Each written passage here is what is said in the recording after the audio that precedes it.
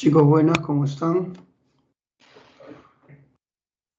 Por favor, a la tutora que me habilite la...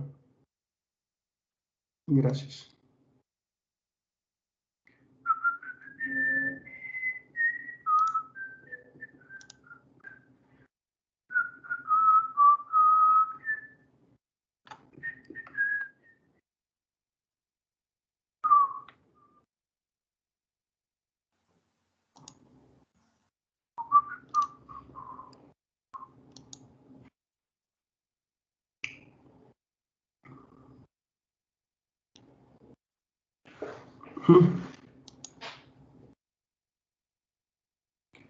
Por alguna razón el chat de reunión no lo tengo activo.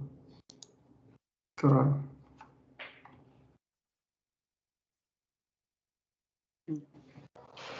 Chicos, buenos días, ¿cómo están? ¿Qué tal, Smith? ¿Cómo estás? Ahora sí, el día de hoy hacemos uno de los temas más importantes, pero también largos del curso. Bueno, todos los temas son largos. Empecemos pues con la ilustración. La ilustración es un movimiento de renovación intelectual que surge en Europa de Occidente en el siglo XVIII. El siglo XVIII, por los grandes avances de la ciencia y la filosofía, es llamado el siglo de las luces. Y los que van a impulsar este movimiento van a ser en su mayor parte intelectuales burgueses, como el famoso John Locke, que era pues era un hombre estudioso de la filosofía y abogado. Locke era burgués. Como por ejemplo, tenemos a Voltaire, hijo de un notario burgués. Rousseau, hijo de un relojero burgués. O sea, son burgueses los que impulsan este movimiento. La Ilustración tiene por objetivo criticar, cuestionar al antiguo régimen, es decir, cuestionar al absolutismo. Cuestionar el absolutismo es el objetivo de la Ilustración, una crítica al antiguo régimen. La Ilustración tiene su origen en Inglaterra, nacerá en el primer tercio del siglo XVIII en Inglaterra a partir de las ideas de John Locke. John Locke es el padre del liberalismo, por si acaso, es el padre del liberalismo.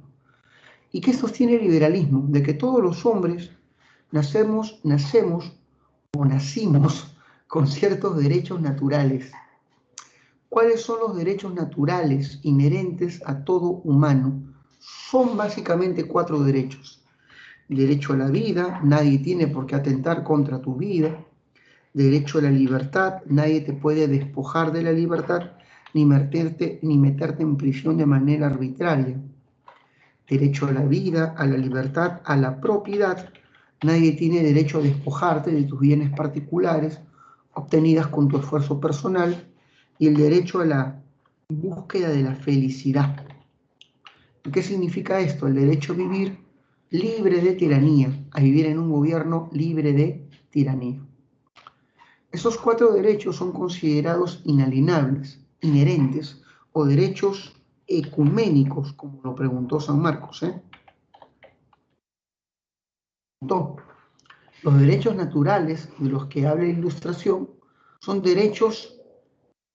¿En qué sentido? Puso 2 puntos y había un montón de alternativas, y las claves eran derechos ecuménicos, es decir, universales a la condición del hombre.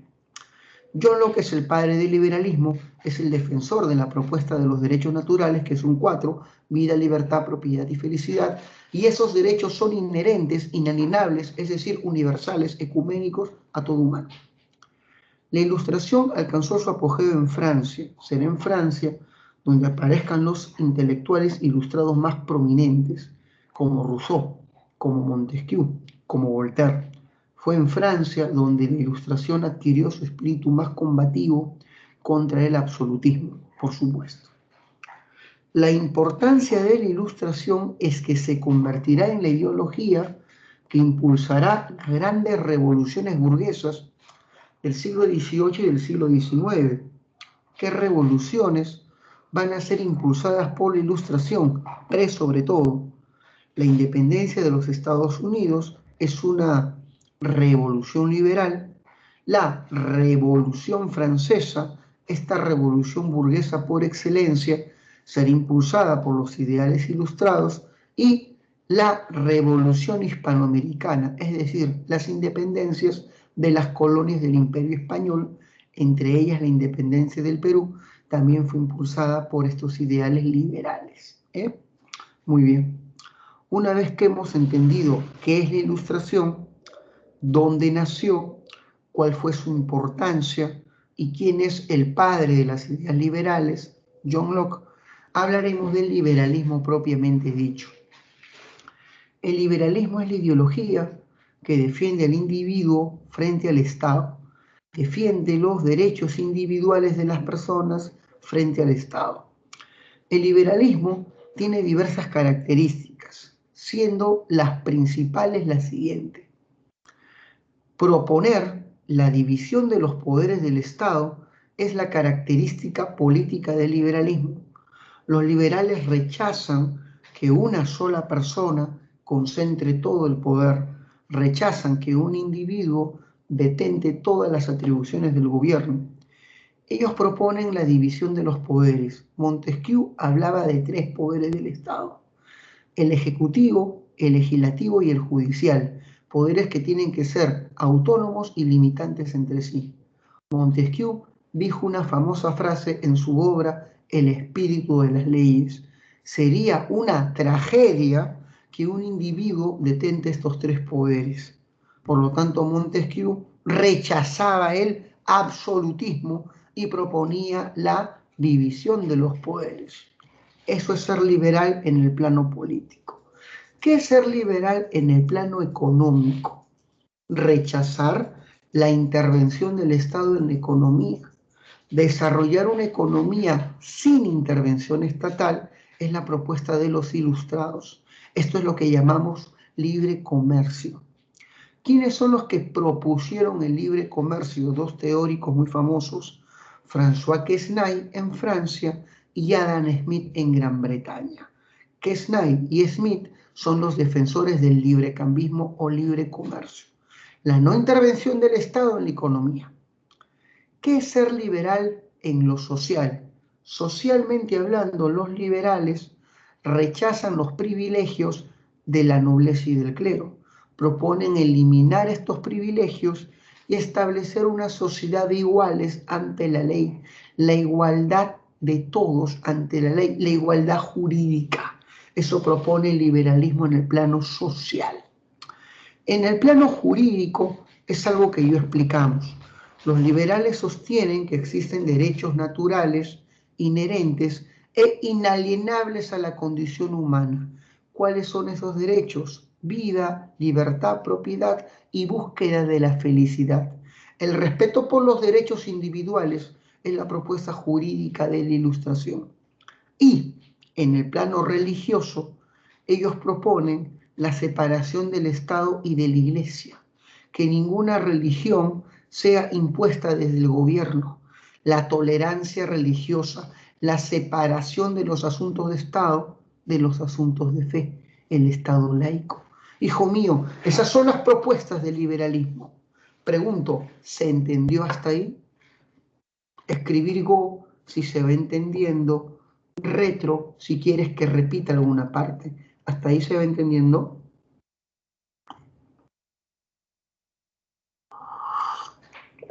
Muy bien. Ahora pasamos a otra característica de la Ilustración, la teoría del buen salvaje. Los ilustrados sostienen que el hombre nace bueno por naturaleza, que el hombre está dotado de una bondad natural innata, pero que la sociedad va corrompiendo esta naturaleza debido al injusto de su estructuración. El defensor, excelente Diego Smith, el defensor más famoso de esta propuesta es Jean-Jacques Rousseau, quien dijo una frase: el hombre nace bueno, la sociedad lo corrompe. Esta teoría nace en el siglo XVI. Su padre no es Rousseau, pero Rousseau fue su mayor exponente en el siglo XVIII. Ten en cuenta esto, Diego Smith. Esa es la teoría del buen salvaje. La primacía de la razón es otra propuesta. Los ilustrados rechazan el conocimiento obtenido por vías no racionales. Solo la razón y la experiencia son la base del conocimiento, solo la razón y la experiencia. La fe no puede ser base del conocimiento, tampoco la autoridad, tampoco la tradición. Los ilustrados rechazan el conocimiento obtenido en base a la fe, a la autoridad o a la tradición. Pregunta de desafío. ¿Qué corriente filosófica sí aceptaba el conocimiento obtenido por la fe? Es una corriente de origen medieval. A ver, ¿quién me la escribe? Yo sé que ustedes son tromes en filosofía. Excelente, Alejandra. Muy bien. Así que los ilustrados rechazan la escolástica como fuente de genuino conocimiento. Solo razón, solo experiencia. Es la influencia del racionalismo y del empirismo. Los ilustrados sostienen de que la sociedad puede mejorar en base a ideas liberales, en base a reformas. Por ejemplo, ellos decían, el absolutismo es irracional, reformemos la sociedad para convertirla en un Estado liberal. Ellos decían, el mercantilismo, el monopolio es irracional, establezcamos una economía del libre mercado y mejoremos la sociedad. Eso es verdad. Hace algún tiempo, un hombre podía golpear a su esposa en la calle y la gente no se metía, decía, problema doméstico de casa, ¿qué nos vamos a meter? Hace tiempo un hombre podía matar a una mujer porque ésta le engañó. Uy, fueron los celos, se comprende este tipo. Hoy en día no. Hoy en día a través de las reformas racionales, estas cosas son delito.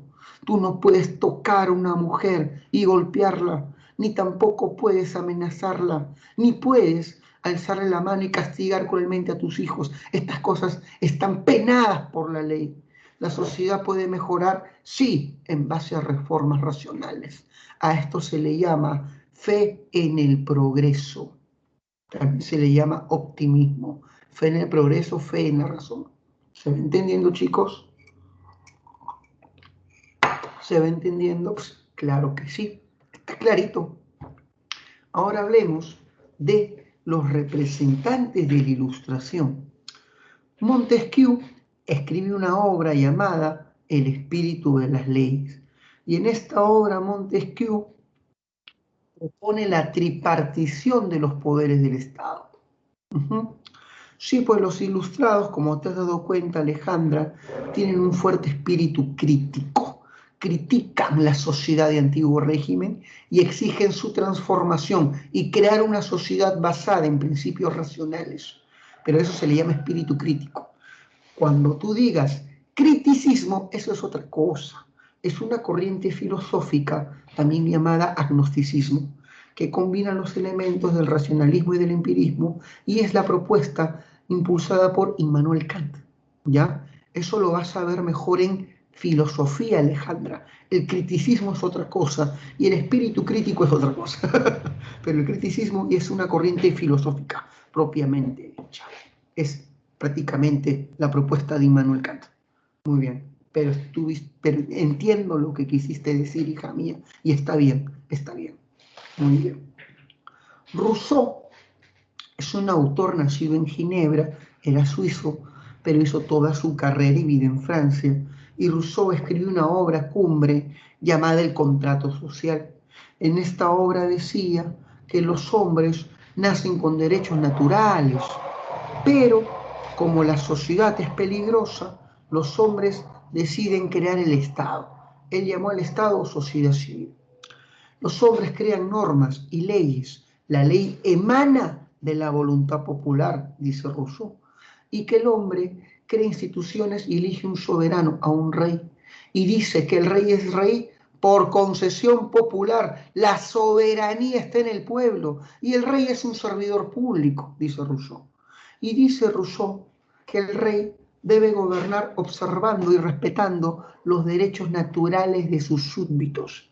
Si un rey atenta contra estos derechos, este rey es un tirano ¿Y qué se hace con los tiranos? Se los derroca. El pueblo tiene derecho a resistir la tiranía y hacer una guerra justa contra el tirano, derrocarlo e instituir un gobierno afín a sus derechos naturales. ¿Qué está diciendo Rousseau? Reyes, ustedes están al servicio del pueblo y no al revés. Reyes, observen los derechos naturales, porque si no serán tiranos y como tiranos caerán. Y el pueblo puede resistir la tiranía. Rousseau es el teórico de la revolución con su famosa teoría del pacto social. Eso viene en San Marcos, en el último examen de admisión. Revísalo, la teoría del pacto social. ¿Se entendió, chicos? ¿Se entendió? ¿Se entendió o mucho leve? Tú dime si quieres que lo baje, ¿eh? Yo puedo hablar en términos más sencillos, darte datitos, ¿eh? También podemos hacer eso. Pero hasta ahí, ¿se va entendiendo, chicos? Claro, a mí me gusta dictar analíticamente, no me gusta el dato, no me gusta el... No. Eso sí, hay alumnos que están en formación, bueno, busquen un profesor de nivel formativo. Yo no lo soy, yo no lo soy. A mí me gusta teorizar sobre estos asuntos. Muy bien, porque hace de la vida más sabrosa. Ya está. Voltaire es el mayor crítico del antiguo régimen. Voltaire escribe su primera obra a los 13. No escribió una novela, una fábula, poesía y esas tonterías. Se dedicó a hablar y hacer un ensayo sobre la realidad. ¿Eh? Y Voltaire en su obra criticó abiertamente a el gobierno francés cuando era un adolescente. Fue un crítico tan molesto que acabó en la Bastilla, sí, la peor prisión de París. Habló tan feo contra la iglesia porque era un anticlerical por antonomasia que sus obras fueron indexadas, quemadas por la Inquisición, la cual pidió su cabeza. ¿Qué significa indexadas? Colocada en la lista de libros prohibidos.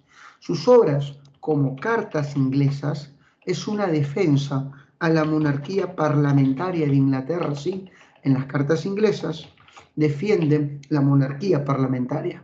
Tiene una obra llamada Diccionario Filosófico. En esta obra, hijo mío, Diccionario Filosófico, Voltaire difunde, propaga las ideas liberales, pero su obra cumbre es El Cándido. Y en esta obra, El Cándido, Voltaire es famoso porque critica a la iglesia, exige un Estado laico. Es el mayor crítico y satírico del antiguo régimen, el autor más prolífico, el más agudo, el más mordaz y por supuesto el más perseguido. El más perseguido. Claro, Alejandra, en la monarquía parlamentaria inglesa, el rey reina pero no gobierna, son poderes divididos. Muy bien, hijita. François Quesnay representa la ilustración en el plano económico. En su obra La tabla económica defendía el libre comercio y decía que la riqueza de un país está en la agricultura. A eso se le llama fisiocracia, la corriente económica que sostiene que el agro es la fuente de la riqueza. Pero el teórico por excelencia es Adam Smith. Para Adam Smith, padre de la escuela clásica y del liberalismo económico, ¿dónde está la riqueza de un país? En dos elementos, en dos. La riqueza de un país está en la división del trabajo, dividir el trabajo en funciones especializadas y en él llamó a esto lo llamó en el egoísmo individual. Lo llamó también interés individual. El deseo de los ciudadanos de enriquecerse a través de ciertas acciones. Hoy llamamos este interés personal, a este egoísmo individual, lo llamamos inversión privada. Él decía, un país no es rico por la cantidad de plata que tenga el Estado, no, por la cantidad de plata que tenga la gente, la población civil. Y para que la gente tenga plata, el Estado debe permitir que esta gente se enriquezca. a través de la libre competencia, que hagan sus negocios. Esto da trabajo, promueve el consumo, dinamiza la economía, es el interés personal, la inversión privada, lo que genera la riqueza de un país, decía Voltaire. Estado, no te metas, solamente garantiza la libre competencia. Y si surge un problema en la economía, esta se soluciona por sus propios mecanismos de autorregulación. Llamó a esto la mano invisible, la mano invisible. Ya está. Diderot y D'Alembert van a ser los editores de la Enciclopedia Francesa. Esta famosa obra, la Enciclopedia Francesa, fue un poderoso vehículo, un poderoso instrumento para la propagación de las ideas liberales. La enciclopedia es el mayor aporte de la Ilustración. Es una obra que intentó sintetizar todo el conocimiento humano alcanzado hasta el siglo XVIII en 28 volúmenes de forma alfabética. Por eso es que su primer nombre fue Diccionario Razonado. Diccionario Razonado. Fue el principal instrumento de propagación de las ideas liberales. Chicos, acabé Ilustración. ¿Se entendió? ¿Se entendió? ¿Puedo pasar al siguiente tema? Tú dirás. ¿Vamos bien, chicos? ¿Vamos bien? Te pregunto, ¿eh? Ahí está, Alejandra está muy aguda, mi amiga Alejandra. ¿Quién más dijo yo? Ya está Sergio. Muy bien, Diego. El despotismo ilustrado es un sistema de gobierno. Muy bien. Alejandra con J. Muy bien. El despotismo ilustrado es un sistema de gobierno que busca conciliar el absolutismo y la ilustración. En el despotismo ilustrado, los reyes mantienen un gobierno autoritario y centralista propio de un monarca absoluto, pero los reyes impulsan reformas, algunas reformas, inspiradas en ilustración, como el libre comercio, como el libre comercio, como la reorganización de la burocracia, propuestas ilustradas. ¿Y para qué hacen eso? Para reorganizar sus estados, para volverlos más eficientes y modernos. O sea, muchos monarcas absolutos impulsaron algunas reformas impulsadas en la Ilustración para reformar sus estados, modernizarlos y tornarlos más eficientes. El despotismo ilustrado surge en la segunda mitad del siglo XVIII y sus representantes están acá están. Fíjate, por favor. Carlos III de España, de la dinastía de Borbón. María Teresa de Austria, de la dinastía Habsburgo. Catalina II la Grande, de Rusia, de los Romanov. Y Federico II de Prusia, de la dinastía Hohenzollern. He ahí los grandes monarcas y déspotas ilustrados de Europa.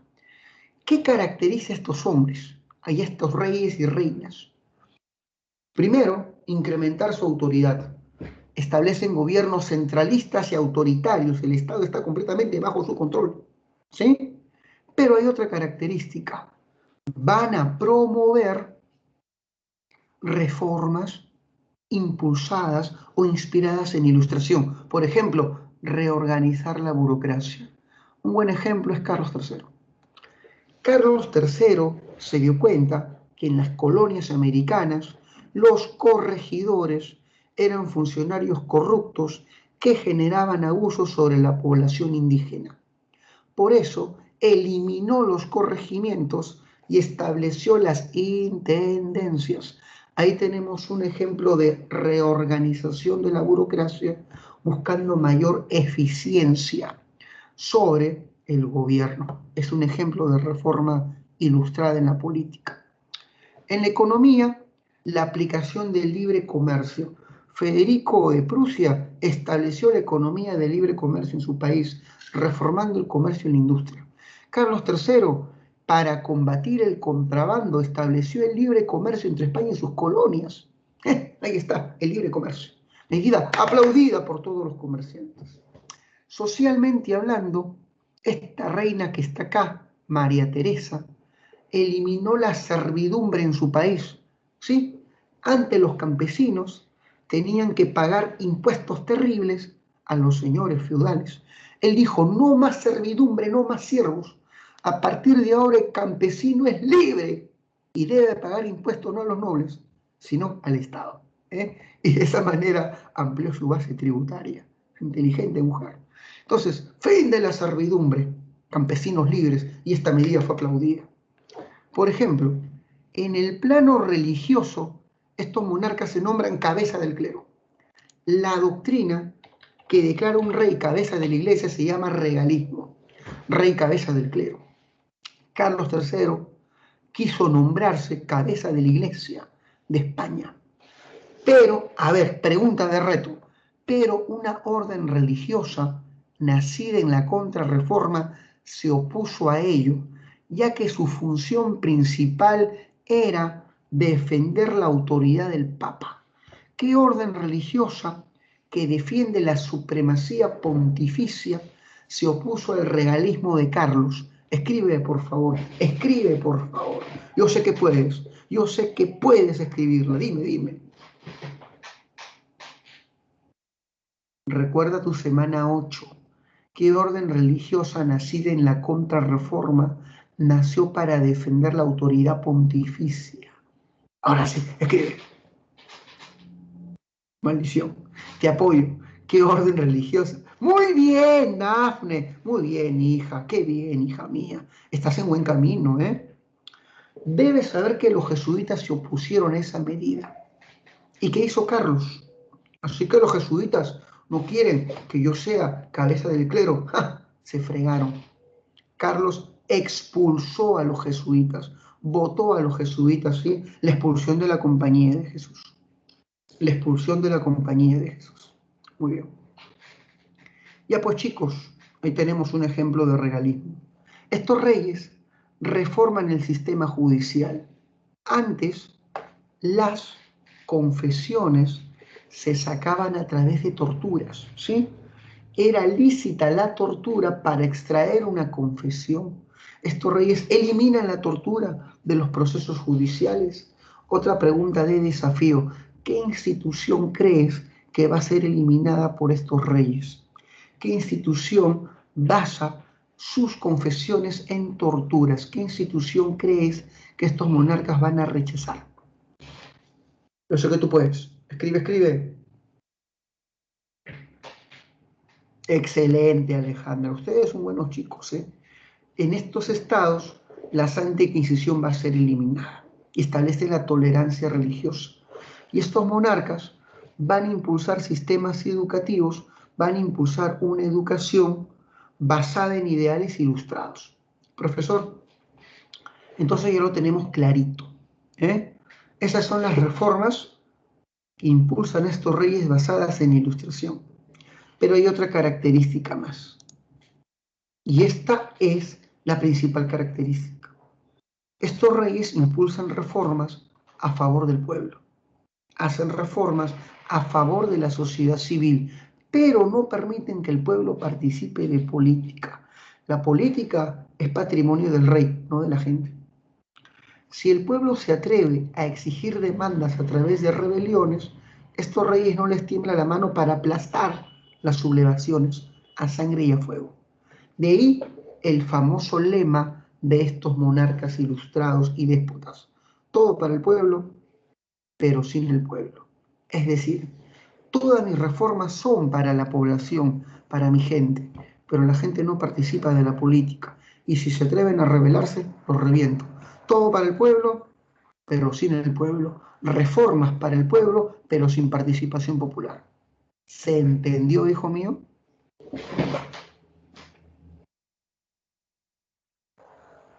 ¿Se entendió esa máxima? ¿Se entendió esa frase? Todo para el pueblo, pero sin el pueblo. Es decir, impulso reformas a favor de la población civil, pero esta población no puede participar de los asuntos de Estado, no hay democracia y sus demandas serán reprimidas. ¿Se entendió? Vamos, verifiquen por favor. Ahí está. Esta frase fue dicha por el famoso José II de Austria. Muy bien, acá están los grandes monarcas. Ya está. Chicos, terminamos con este tema y ahora pasamos a la independencia de los Estados Unidos. Hablemos del origen de los Estados Unidos. Los Estados Unidos tienen su origen en las 13 colonias. Las 13 colonias inglesas en Norteamérica. Los ingleses colonizan Norteamérica en el siglo XVII. La gente de Inglaterra huía de las persecuciones políticas y religiosas que se daban en su país y se refugiaron en la costa oriental de Norteamérica. El grupo de migrantes más conocidos son los puritanos. Los puritanos, o calvinistas ingleses, o protestantes de Inglaterra, eran perseguidos de manera brutal por la monarquía, quienes los capturaban, los metían a prisión, los torturaban, a veces les cortaban las orejas o les sacaban un pedazo del cartílago de la nariz. Los puritanos sufrieron terrible tortura y abandonaron Inglaterra hacia Norteamérica, buscando un lugar donde puedan profesar libremente su fe. Los puritanos tomaron una embarcación histórica, el Mayflower, y navegaron hasta Norteamérica, fundando un pequeño pueblito llamado Plymouth. En este pueblito los puritanos van a progresar con el tiempo y van a crear un puerto llamado Boston y con el tiempo un estado llamado Massachusetts. Los puritanos, fundadores de Massachusetts, se convierten en el grupo migrante más famoso en el origen de los Estados Unidos. En Estados Unidos se les llama a estos puritanos los padres peregrinos, los creadores de una fiesta nacional llamada el Día de Acción de Gracias. La primera colonia fundada por los ingleses en Norteamérica se llamó Virginia. La más famosa fue Massachusetts y la última se llamó Georgia. Existen otras colonias famosas como las Carolinas, Nueva York, Nueva Jersey, Connecticut, Pensilvania. Son 13 colonias. A ver, para que se entienda, el origen de las 13 colonias están en la migración inglesa a Norteamérica. ¿Y por qué migraron?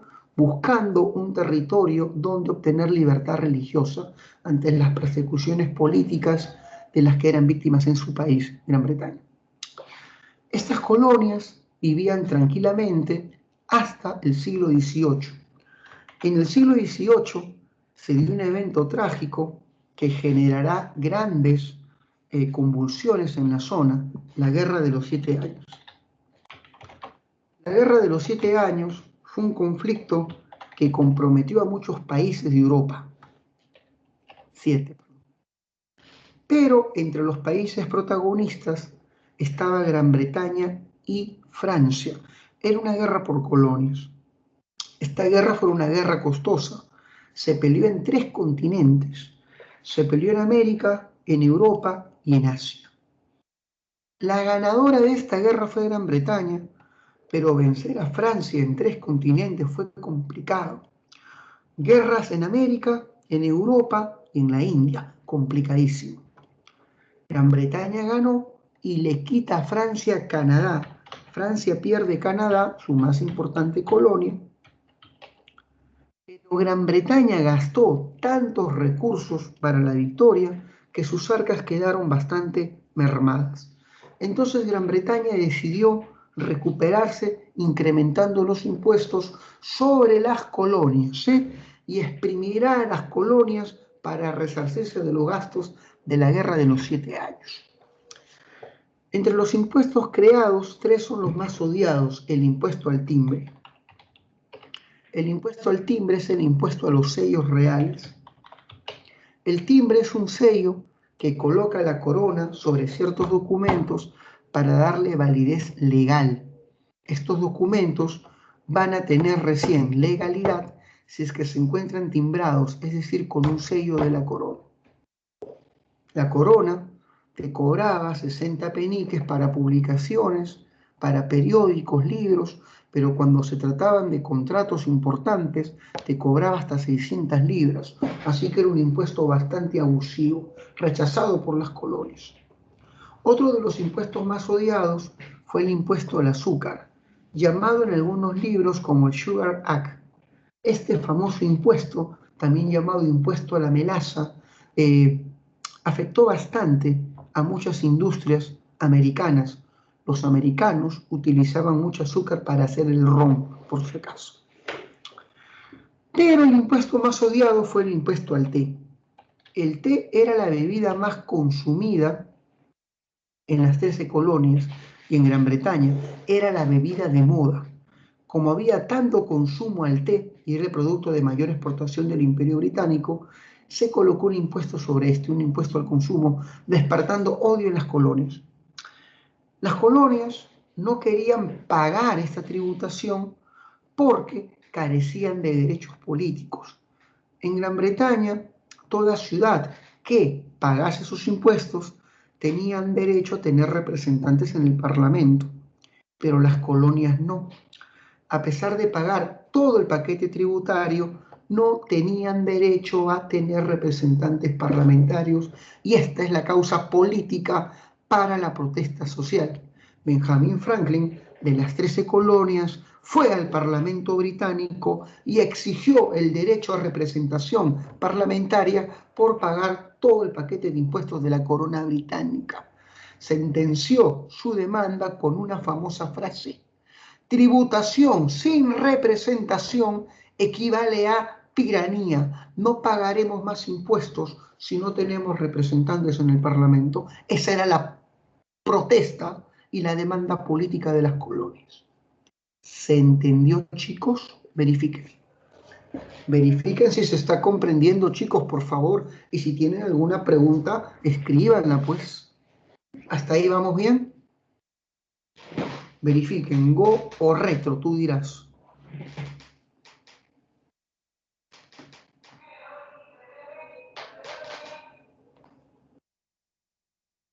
Muy bien, Alejandra entendió. ¿Alguien más entendió para seguir? Muy bien, las dos Alejandras.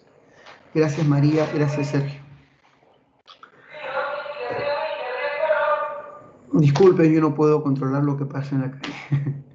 Sin embargo, hijo mío, la ideología detrás de las revueltas son las ideas liberales, que eran propagadas por los libros que se traían de Occidente y eran leídas por la juventud intelectual educada en la Universidad de Harvard. Esta universidad se convirtió en el centro de propagación de estos ideales. Pero existe otra causa más, el maltrato sobre la gente. La población de Boston en 1770 protestó sobre el incremento tributario y se fue a hacer una protesta frente a la Casa de Aduanas en la ciudad, lanzando piedras y bolas de nieve sobre dicha institución. El gobernador de Boston llamó al ejército británico a los chaquetas rojas.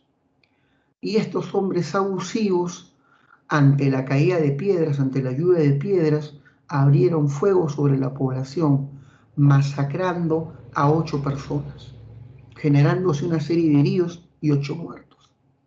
Este evento pasa a la historia como la masacre sangrienta o masacre de Boston. Este suceso despertó rencor en las colonias, despertando el sentimiento antibritánico en dicho territorio.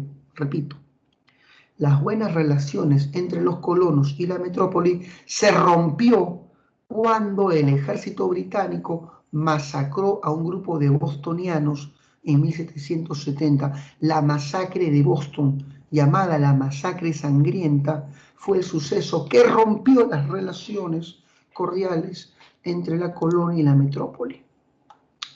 La gota que derrama el vaso fue el estanco del té. Un alumno tiburón diferencia lo que es el impuesto del té del estanco del té.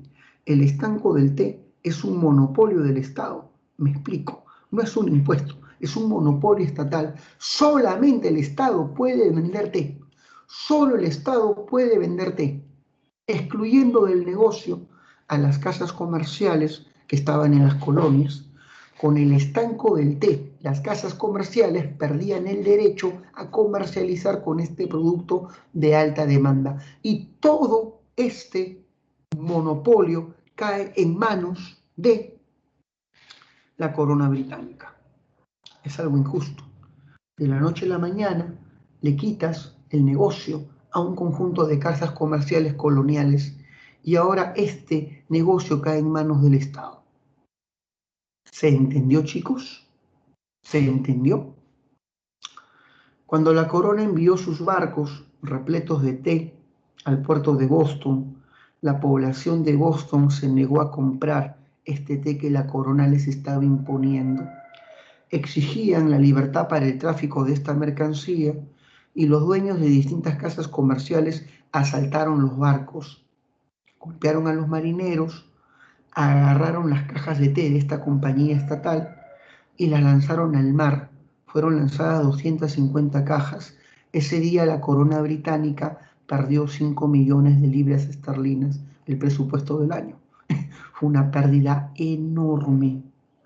Este suceso, llamado la fiesta del té, marca el origen de la independencia de los Estados Unidos. La corona se entera de esta insurrección y quiere castigar a las colonias. Envía a su ejército y a los chaquetas rojas a Boston, los cuales acuartelan la ciudad, es decir, como que establecen un estado de emergencia. Cierran los puertos, cierran negocios, buscan a los responsables de la insurrección, se meten en la vivienda, golpeando a los dueños, alucina que estás en tu casa tranquilo, y un grupo de chaquetas rojas rompen tu puerta, ingresan, revisan tus bibliotecas buscando documentos para implicarte en esta insurrección. Tu pobre madre sale a decir, por favor, no hagan esto, y los chaquetas van y le golpean en la cara a tu madre. Tu padre es golpeado en el suelo a punta de patadones, se llevan toda tu despensa, se meten a tu cuarto y te quitan tu PlayStation 5. Pregunto, ¿cómo te sentirías? Humillado, vejado. Los chaquetas rojas convirtieron la vida en Boston en un infierno y la gente de Boston pidió auxilio al resto de ciudades. Massachusetts pide auxilio al resto de estados. Hoy me tocó a mí, mañana van a ser ustedes. Y el resto de colonias se une para formar un congreso en defensa de Massachusetts llamado el Congreso de Filadelfia o Congreso Continental. Chicos, hasta ahí se va entendiendo ideas claves.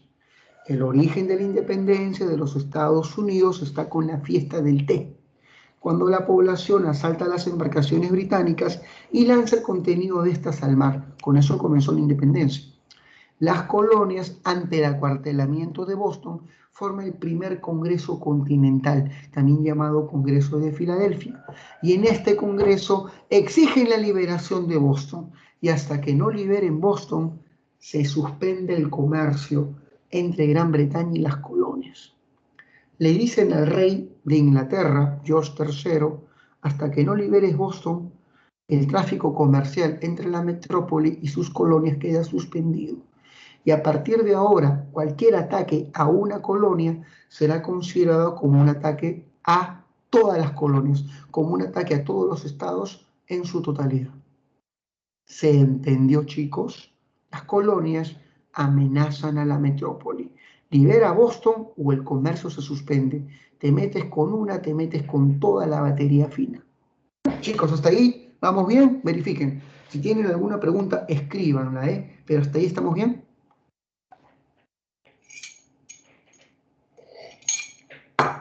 Claro que sí, Alejandra. Todavía no he llegado al Tratado de Versalles. Todavía no he llegado al Tratado de Versalles. Pero lo voy a explicar en unos minutos. Ahorita llego. Tranquila. Ahorita llego. Eso es al final. Sí, ahorita llego. Muy bien. Esa Alejandra está en otras, creo, ¿eh? Estás grabando tu TikTok, Alejandra. Ya está. Debes saber que las colonias se han rebelado ante la monarquía y la corona envía al ejército. El ejército bombardea Nueva York, la flota bombardea Nueva York y van a buscar a los milicianos colonos que están entrenándose en un pueblito llamado Lexington. La batalla de Lexington es la primera batalla en la guerra de independencia de los Estados Unidos. Estoy diciendo Lexington, y lo escribí mal, la N va al final, ¿ya? La batalla de Lexington es la primera batalla en la guerra de independencia de los Estados Unidos. Muy bien. La victoria fue aplastante para los chaquetas rojas. Derrotaron a los milicianos y esto hace que se convoque el segundo Congreso de Filadelfia.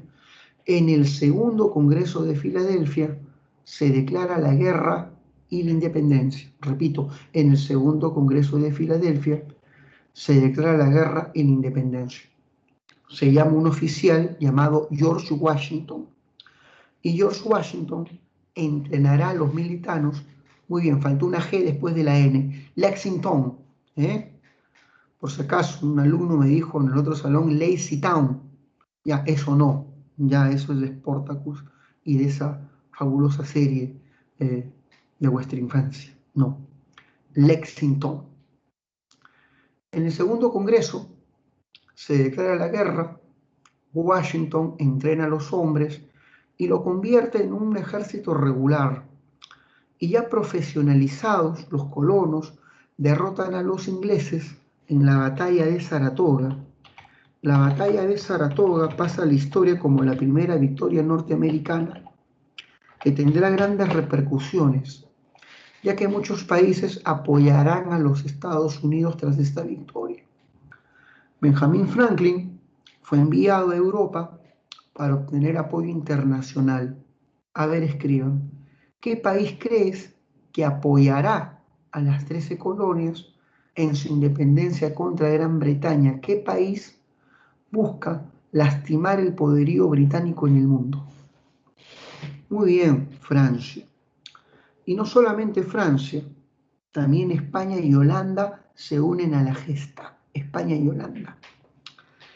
Finalmente, el 4 de julio de 1776 se proclama la independencia. El hombre que redactó su acta es este intelectual llamado Thomas Jefferson. Las palabras que marcan el origen de este documento son mundialmente conocidas. Sostenemos como evidentes las siguientes verdades: que todos los hombres son dotados por su creador de ciertos derechos inalienables, entre los que están la vida, la libertad y la búsqueda de la felicidad. Y si un gobierno tiránico despoja a los hombres de estos derechos, estos tienen legítimo derecho a resistir la tiranía y a instituir un gobierno afín a estos derechos. Una pregunta de San Marcos fue: ¿este documento ha sido creado en base a qué ideología? ¿Qué ideología está detrás de este documento? A ver, responde tú. ¿Qué ideología está detrás de esta declaración? Muy bien, María, la Ilustración, las ideas liberales. La batalla final que sella esta independencia es la batalla de Yorktown. Con esta batalla acaba esta independencia. Si has visto la película El Patriota, con esta batalla acaba la película también de Mel Gibson. Muy bien. Y finalmente se firma el Tratado de Versalles. Esta pregunta va para Alejandra. El Tratado de Versalles es el tratado que sella el proceso de independencia de las 13 colonias. En la historia hay 7 tratados de Versalles y 2 son famosos. El del siglo XVIII, el que sella la independencia de los Estados Unidos, y el Tratado de Versalles de 1919, que pone fin a la Primera Guerra Mundial. Hay 7 tratados llamados así. ¿Se entendió, Alejandra? Ahora sí, te pregunto. Te pregunto, hijita, ¿ahora sí quedó claro? Excelente, hijita. ¿Por qué estudiamos la independencia de los Estados Unidos? Porque fue la primera descolonización, fue la primera colonia en proclamar su independencia de su metrópoli. Son el primer estado liberal y democrático del mundo, ya que sus ciudadanos van a organizar un estado basado en los principios de igualdad y de libertad. Sus poderes se van a dividir en 3, como lo propuso Montesquieu. La soberanía caía en el pueblo, como lo propuso Rousseau. Establecieron una economía de libre mercado, como lo propuso Adam Smith. Y con eso San Marcos hizo una pregunta. ¿Qué demostró la Ilustración? La viabilidad de las ideas liberales. Que las ideas liberales... Ahora voy a apagar esto. Que las ideas liberales sí servían para poder formar un Estado. La viabilidad del liberalismo. Se podía crear un Estado basado en ideales liberales. El mayor aporte de esta independencia, claro, se llaman Versalles porque se firmaron en ese sitio. Y hay muchos tratados en la historia del mundo firmados en Versalles. Por eso se llaman así, María. Pero pertenecen a diversos conflictos, por supuesto. Y ahora sí, en 1787, la Convención de Filadelfia creó un documento llamado la Constitución. Estados Unidos es el primer país del mundo en tener una constitución. Ese es el gran aporte de esta independencia. Y esta independencia tendrá poderoso impacto sobre la Revolución Francesa y sobre la independencia de las colonias del Imperio Español, en la llamada Revolución Hispanoamericana. Por eso es tan importante estudiar la independencia de los Estados Unidos. Su primer presidente fue George Washington, por supuesto. Muy bien. Chicos, ¿todo claro hasta ahí? Puedo pasar a Francia. Si tienen alguna pregunta, manifiéstenla en estos momentos. ¿Todo claro hasta ahí? Si tienes alguna pregunta, escríbela. Si quieres que continúe, escribe Go nomás. A ver, quiero escucharlos.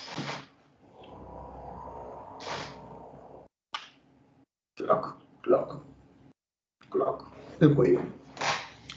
Parece que todo claro, ¿no, chicos? Parece que todo claro, ¿no? ¿Quién escribió la Carta de Independencia, Alejandra? Gracias. George Washington, perdón, Thomas Jefferson. Acá está. Él redactó esta acta. Será el tercer presidente de los Estados Unidos, era el intelectual y lo hizo en base a principios ilustrados. Gracias por tu pregunta, Alejandrita. Pasamos ahora a la Revolución Francesa. La Revolución Francesa es un proceso que dura 10 años, de 1789 a 1799. En el 99 llega al poder Napoleón, iniciando la era napoleónica que va del 99 a 1815. Esa es una propuesta cronológica. Sin embargo, San Marcos y Lapré consideran que la época napoleónica forma parte de la Revolución Francesa y que representa su etapa expansiva. Repito, para Lapré, la era napoleónica forma parte de la Revolución Francesa y representa su etapa más bien expansiva. Así que para San Marcos y Lapré, la revolución va de 1789 hasta 1815, incluyendo en ella la era napoleónica. Que quede claro eso. Muy bien. La Revolución Francesa es una revolución burguesa, al igual que la independencia de los Estados Unidos. Esta revolución fue impulsada por el Tercer Estado, que es el nombre que recibía el Estado llano o el pueblo en Francia, donde estaba incluida la burguesía. Esta revolución derrocó el antiguo régimen en Francia, y Francia va a sufrir 3 grandes transformaciones tras esta revolución. La primera de estas transformaciones fue que Francia dejó de ser un Estado absoluto, se convierte en un Estado liberal. El Estado absoluto fue eliminado y Francia se convirtió en una república durante el proceso. Otra característica de esta revolución es que puso fin a los rezagos feudales. La economía francesa tenía muchos rezagos feudales, los cuales fueron eliminados gracias a esta revolución, y Francia adoptó como doctrina económica el libre mercado, que será la base del capitalismo. Francia desarrollará una economía capitalista, comenzando su desarrollo financiero e industrial. Antes de la revolución, el 98% del país era campesino y Francia tenía una economía ruralizada. Tras la revolución, Francia establece el libre mercado, la base del capitalismo, y se convierte en un estado financiero industrial. La revolución puso fin a los estamentos, a las diferencias o privilegios que detentaban la nobleza y el clero, puso fin a la organización estamental, eliminó los privilegios de la nobleza y del clero y estableció una sociedad de iguales ante la ley, una sociedad como la de ahora, una sociedad de clases, donde todos somos iguales ante la ley, aunque jurídicamente, iguales ante la ley, y nuestra diferencia ya se da en el plano económico, pero una sociedad de iguales ante la ley, eliminando los privilegios de la nobleza y el clero. Esas son las grandes transformaciones de esta revolución. La Revolución Francesa derrocó a la última reina de Francia, María Antonieta, que está aquí representada. Ella es conocida como Madame Déficit, así la llamaba, Madame Déficit, por sus excesivos gastos. Gastaba millones del dinero del Estado en frivolidades, como ropa fina, joyería, fiestas, banquetes, vestidos, entre otras cosas. Una mujer bastante frívola y hueca. El rey de Francia, un ratito voy a cerrar mi puerta para que no hagan bulla un ratito.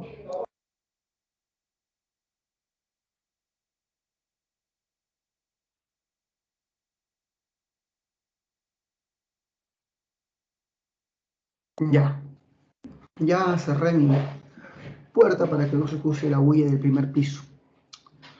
El rey de Francia que va a ser derrocado con esta revolución fue Luis XIV. Luis XIV era un monarca incapaz que no tenía el tesón político para poder dirigir al Estado en un momento terrible de inestabilidad. Anthony, estos dos monarcas van a morir decapitados. A ambos se le corta la cabeza con la guillotina. La revolución no solamente los derroca, los elimina físicamente. Así es de violenta esta revolución. ¿Cuáles son las causas para que esté esta gran protesta popular? Primero, la incapacidad de los monarcas, la decadencia del absolutismo. Tenemos una reina odiada por la gente por ser una señora que se gasta el dinero del Estado en frivolidades, María Antonieta, y tenemos un monarca incapaz que es un pelmazo político que no sabe cómo dirigir el Estado, un improvisado. Una vez que hemos visto esta causa política, la decadencia de los monarcas, vamos a la causa económica, que es la más importante. Francia estaba en crisis financiera, estaba en una bancarrota económica, porque había sido vencida, sí, por supuesto que eran esposos, Alejandrita. Ella se casó con él a los 14 años, ¿ya? Eran esposos. Sigamos.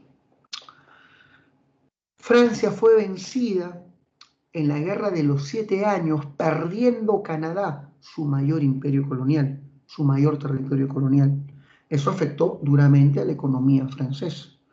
Además, Francia estaba mal económicamente y se mete en otra guerra. Se mete a la guerra de independencia de los Estados Unidos. Francia apoyó a Norteamérica con 5.000 millones de francos, el dinero suficiente para alimentar a su pueblo por 2 años. Así que Francia, tras la guerra de independencia de Estados Unidos, termina en bancarrota económica. Las causas sociales son las enormes diferencias estamentales. Un Estado llano, representado en esta caricatura como un hombre aplastado por el peso tributario, para mantener a los estamentos superiores. Acá tenemos al clero y a la nobleza. Estas diferencias harán que el Estado llano se subleve de manera violenta. La causa ideológica es la Ilustración. Los grandes líderes de la revolución, como Robespierre o como Marat, eran líderes ilustrados con ideas liberales en la cabeza. También hay causas medioambientales.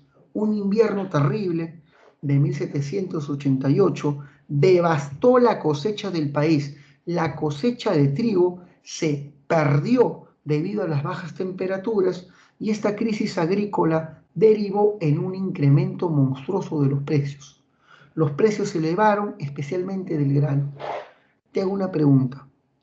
Cuando el precio del trigo se eleva, tú mismo eres, ¿qué producto de primera necesidad se dispara? Es un producto que el día de hoy también está subiendo de precio por el incremento del dólar, el pan.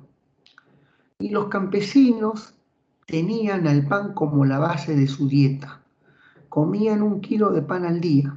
No había dinero para carne, ni para leche, ni otras cosas. Básicamente el pan era su dieta. Y no comían el pan que tú comes, ¿eh? Comían un pan chato de harina gruesa y de color negro. Y debían alimentarse con ese pan de pésima calidad. Cuando ese pan subió de precio, los campesinos fueron lanzados a la miseria y al hambre. Para supervivir, tuvieron que convertirse en asaltantes, atacando diligencias de nobles. Los campesinos asaltaban panadería. Alucina que tú eres un panadero y vienen miles de campesinos muertos de hambre a asaltar tu panadería, tipo los zombies de Walking Dead. Los pobres dueños disparaban con todo, pero la turba se llevaban todo, por Dios, todo. Muy bien. Los campesinos lanzados a la miseria tuvieron que comerse palomas, perros, gatos, incluso las ratas de campo. Las madres en el campo preparaban sopa de ortiga para sus hijos. Sopa de ortiga, por Dios, a ese nivel de pobreza se llegó. Y entiendes por qué hubo una revolución. La Revolución Francesa se divide en dos periodos, el monárquico y el republicano. Durante el periodo monárquico existe un rey, el rey gobierna y la revolución se va desarrollando y el rey va perdiendo autoridad hasta 1792. En este año el rey es destituido y comienza el segundo periodo llamado el periodo republicano. Son dos periodos, monárquico y republicano. En cada periodo se van a desarrollar asambleas, 4 en el periodo monárquico, 6 en el periodo republicano. Aprender Revolución Francesa es aprender el orden de estas asambleas y los sucesos más famosos asociados a ellas. La primera asamblea se llama los Estados Generales. ¿Qué son los Estados Generales? Son el Parlamento de París, conformados por nobleza, clero y Estado llano, por diputados de la nobleza, el clero y el Estado llano. ¿Quién convocó a esta asamblea? Esta asamblea fue convocada por el ministro de Economía, Jacques Necker. Necker convoca esta asamblea. ¿Para qué? Para buscar una solución a la crisis financiera francesa. ¿Cuál fue la solución propuesta por Necker? La reforma tributaria. Que la nobleza y el clero paguen impuestos y así sacar al Estado de la crisis. El Estado cobraría impuestos a los privilegiados por primera vez en su historia. Para obligar a la nobleza y el clero a pagar impuestos, Necker planeó darle la mayoría de votos al Estado llano. Sí, los nobles tenían 300 diputados, 300 votos. El clero en este parlamento tenía también 300 diputados, 300 votos, pero el Estado llano tenía 600 votos. Con esta mayoría de votos se quería impulsar la reforma tributaria. Sin embargo, el clero y la nobleza se quejan con la reina María Antonieta. Esta mujer que se mete en asuntos de Estado presionó para modificar el sistema de votación en el Parlamento. El voto ya no sería individual, sería por estamento. Cada estamento tendría un voto. Te voy a explicar cómo funciona ahora el sistema de votaciones. Un ejemplo. Necker propuso un impuesto para la propiedad eclesiástica. ¿Cuántos están a favor? El Estado llano. ¿Pero cuántos votos tiene el Estado llano? Ya no tiene 600, tiene 1. Por la reforma electoral de María Antonieta. Y la nobleza y el clero también tienen 1 cada uno. ¿Cuántos votos hay? 3. ¿Cuántos están a favor de este voto? El Estado llano, 1. ¿Cuántos están en contra? Nobleza y clero, 2. 2 contra 1. Siempre ganaban nobleza y clero y las reformas simplemente fueron bloqueadas por esta estrategia, llamado el problema del voto. por culpa del problema del voto, las reformas de Necker fracasaron. María Antonieta la fregó. Y el Estado llano abandonó esta asamblea, pues sabía que a través de ellas no obtendrían ninguna mejora social. El Estado llano se separa de los Estados generales y forma su propia asamblea llamada la Nacional, ya que nosotros somos el 98% del país, nosotros somos la nación. Y se van a reunir en un espacio del Palacio de Versalles llamado el Salón de la Pelota. Este salón se llama así porque estaba al lado de una cancha de balonmano. Y ahí se reunían los representantes del Estado llano y planean lo siguiente: limitar el poder del rey redactando una constitución. Para evitar más medidas arbitrarias, crearemos una constitución que limite el poder del monarca. Te pregunto, si quieren crear una constitución es porque están teniendo influencia de qué país. ¿Qué país lo ha influenciado? Escriban, por favor. Escriban, ¿qué país los ha influenciado? Vamos chicos, mándate. ¿Qué país? Muy bien, los Estados Unidos. Es una influencia de la Revolución Americana. Sin embargo, hijo mío, el rey se entera que le quieren imponer una constitución y envía a los guardias. Los guardias tocan la puerta. Estáis disueltos, traidores. Pero el Estado llano, dirigido por este hombre llamado Víctor Mirabeau, anuncian que de ahí no lo saca nadie, al menos que sea a punta de bayonetas.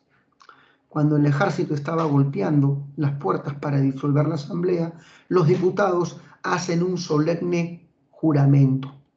A pesar de las presiones, a pesar de las persecuciones, no pararemos hasta darle a Francia una constitución.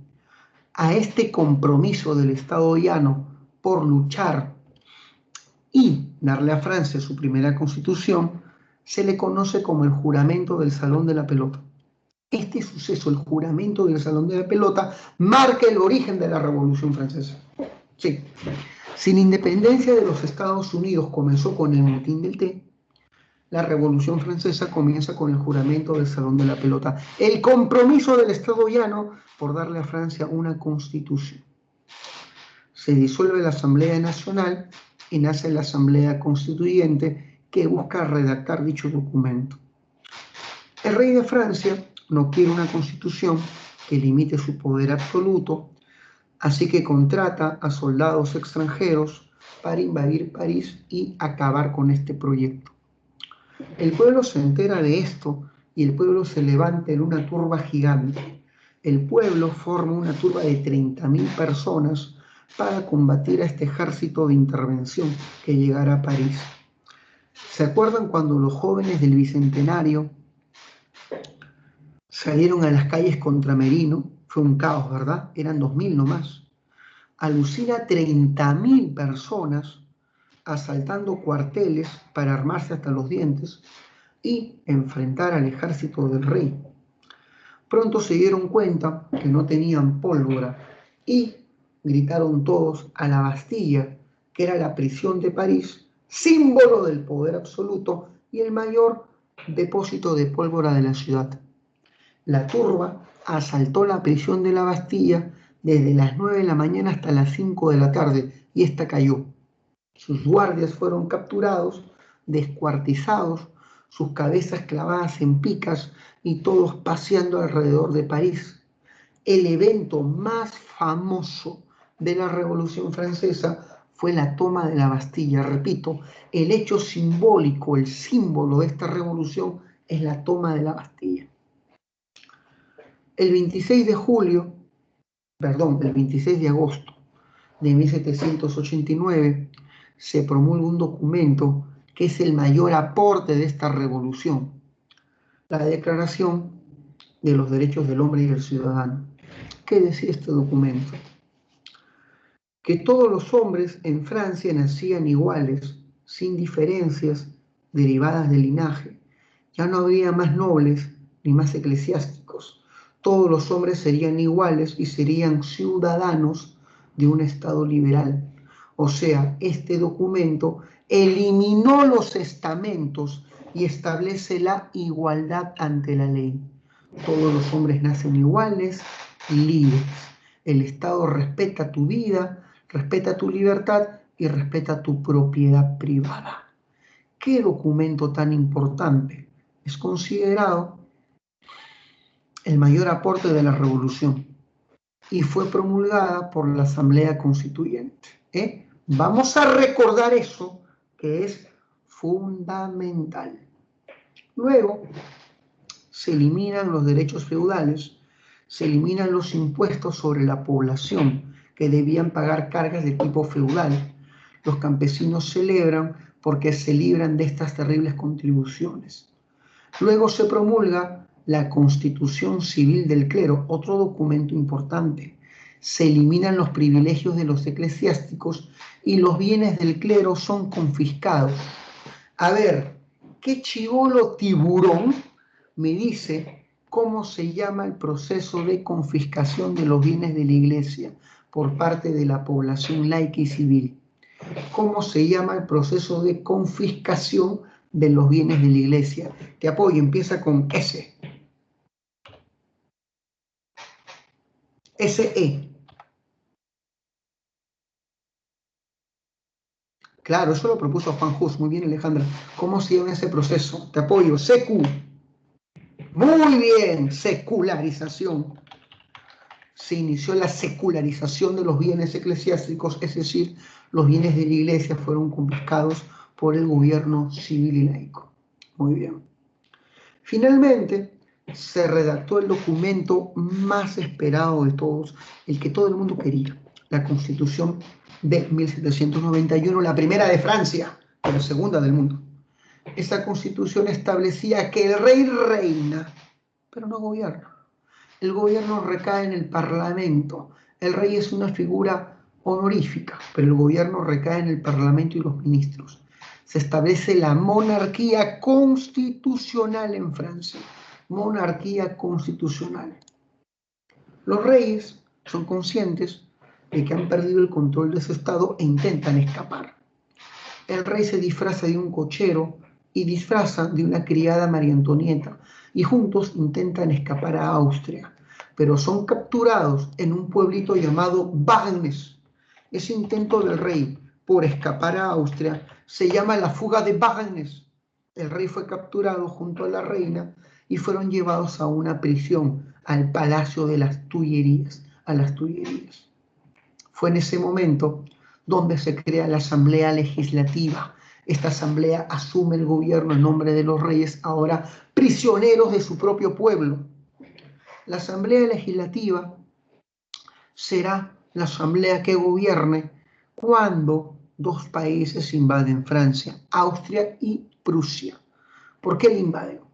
Bueno, la reina María Antonieta viene de Austria, su hermano quiere salvar su vida interviniendo el país, pero la causa real para esta intervención sobre Francia es que Austria y Prusia, países monárquicos y absolutos, tenían mucho miedo de que estas ideas revolucionarias se propaguen.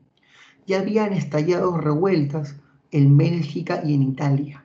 Estas revueltas se estaban acercando hacia estos países y estos países creían que era importantísimo aplastar el foco de las ideas infecciosas que envenenaban a la gente y la hacían sublevarse contra sus reyes. Para evitar la propagación de las ideas revolucionarias y evitar protestas en sus propios estados, estos dos países invaden Francia y la atacan. Pero Francia se defiende y derrota a estos países en la batalla de Valmy. Después de la gran victoria francesa, en una provincia llamada la Marsella, nace un cántico de guerra con una letra y música famosas y hermosas que hablan acerca de cómo se puede vencer a la tiranía. Sí, la marsellesa. Y todo el mundo ha escuchado la marsellesa alguna vez en su vida. Por lo menos la música, que dice más o menos así. Tan, taran, tan, tan, tan, tan, taran, tan, taran, tan. Las he escuchado, ¿verdad? Las he escuchado, ¿verdad? Dios mío, ¿no las he escuchado? No te pases, pues. Lo canta, es su himno nacional, es el himno de Francia, se canta en los mundiales, la marsellesa.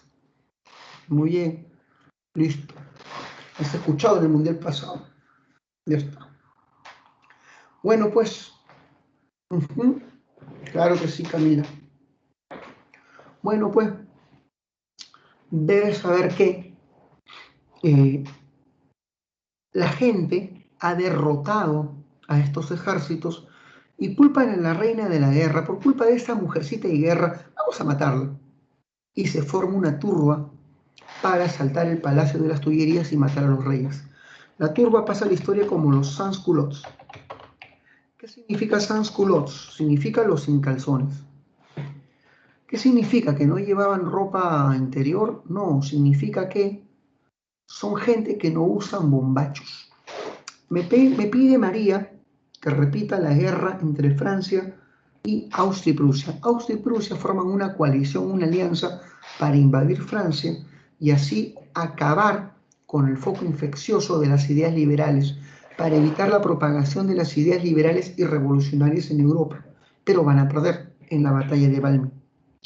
Tras esto, la población de París forma una turba llamada los sin bombachos o sans-culottes, porque no utilizaban el bombacho, que era la prenda distintiva de la nobleza de Francia, ese pantaloncito corto hinchado que utilizan los nobles sobre sus medias de seda. ¿Lo han visto, no? Si tienes culottes es porque eres noble, si no tienes es porque eres del estado llano. Los sans-culottes, los del estado llano, los sin bombachos, los harapientos, asaltan el Palacio de las Tullerías para matar a los reyes. Pero estos monarcas fueron evacuados, pero los que pagaron pato fueron los guardias, la gente masacró a los guardias. Estos monarcas, odiados, ya no pueden gobernar y la Asamblea Legislativa los destituye, naciendo la República Francesa en el año de 1792, pues nace la República. ¿Cuántos temas, eh? Debes saber que durante el periodo republicano se formó una asamblea llamada la Convención Nacional. Esta asamblea estuvo dividida en dos facciones enfrentadas y enemigas entre sí: los girondinos, que son la alta burguesía, versus los jacobinos, que son la baja burguesía. La alta burguesía quería poner fin a la violencia, quería impulsar los cambios a través de reformas y leyes. Son los moderados, son los moderados. Los jacobinos quieren profundizar la revolución, promueven el uso de la violencia para impulsar los cambios, son los radicales. El líder de los jacobinos es famoso, se llama Maximiliano Robespierre y está aquí representado. Robespierre es el líder de la facción radical y exaltada de los extremistas jacobinos. Debes saber que ambos grupos, moderados y radicales, se enfrentaron por un tema bastante espinoso: ¿qué hacer con el rey? Los girondinos decían que el rey tiene que ir a prisión, pero evitar su pena de muerte. No más violencia, a la cárcel, no más violencia. Los jacobinos querían su decapitación pública, la de él y la de su familia. Se van a los votos. Los girondinos pierden y por un voto de diferencia el rey es decapitado. Acá se puede ver un grabado donde está la cabeza de Luis XIV, decapitada por la convención. Los jacobinos culparon a los girondinos de ser monárquicos encubiertos. ¿Ustedes por qué han defendido tanto al rey? Son monárquicos, son falsos republicanos, son monarquistas encubiertos y sus líderes son enviados a procesos judiciales y finalmente son guillotinados. Los moderados son eliminados y los radicales toman el poder. Y cuando los radicales toman el poder, comienza a fluir la sangre. Robespierre toma el poder y establece un gobierno dictatorial, una dictadura de su partido llamado el Gobierno del Terror.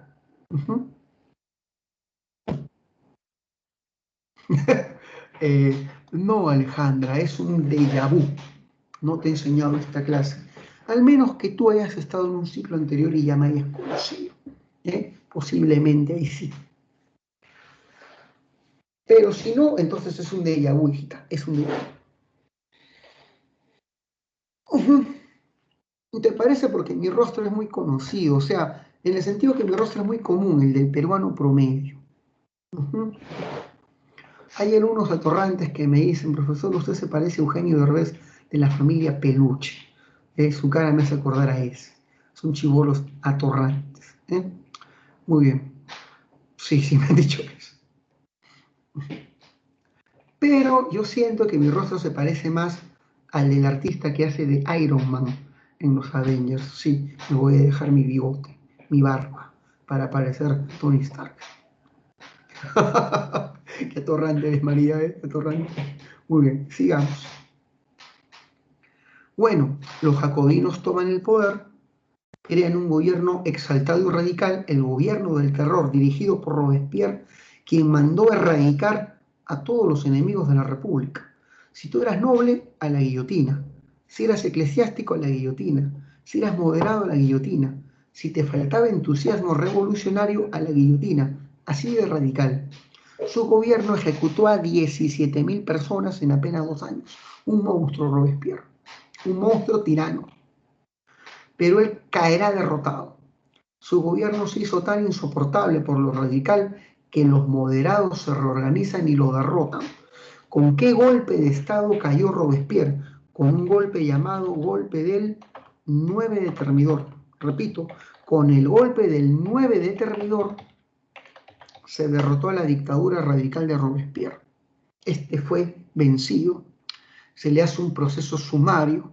Su condena, muerte por guillotina.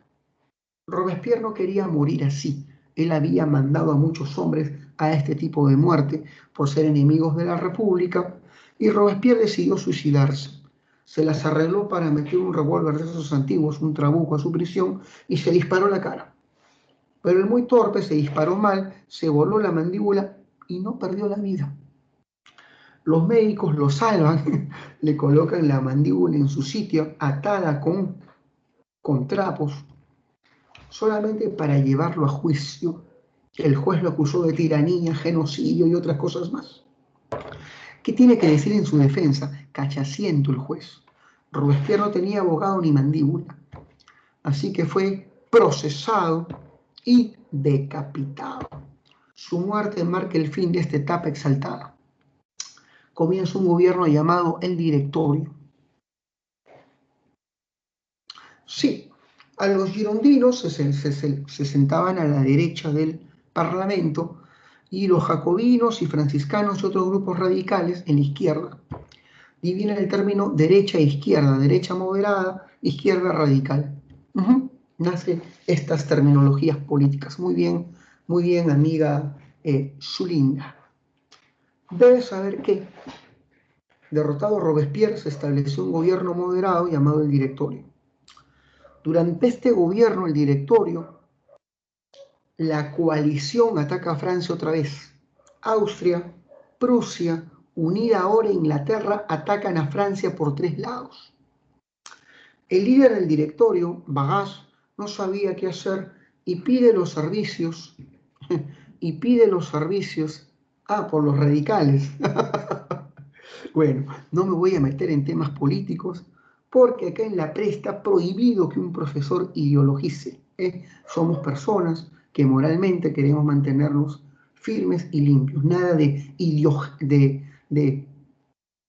mostrar nuestras posturas políticas en el aula. Somos profesionales. Nada de esas tonterías.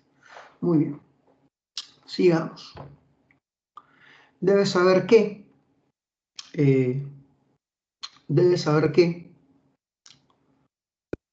durante el Directorio, Bagas pidió auxilio para salvar al país del ataque a un joven general que resultó ser bueno, Napoleón Bonaparte, 1,68 m. Napoleón detuvo la invasión y es condecorado con el título de general y se lanza a invadir Italia y Egipto. Esas son las primeras campañas de Napoleón a Italia y Egipto. Una pregunta de examen preguntó ¿por qué atacó Egipto? Para lastimar a Gran Bretaña. Egipto era colonia de Inglaterra y era su nexo o enlace entre Inglaterra y la India. Fue pregunta de examen. Cuando Napoleón invade Egipto, lo que está haciendo es suspender o cortar el tráfico entre Gran Bretaña y la India. Buena pregunta. Napoleón regresó de Egipto y de Italia con sus grandes campañas victoriosas y hace un golpe de estado contra el directorio, contra Barras, contra el hombre que lo nombró general, porque era bastante ineficiente.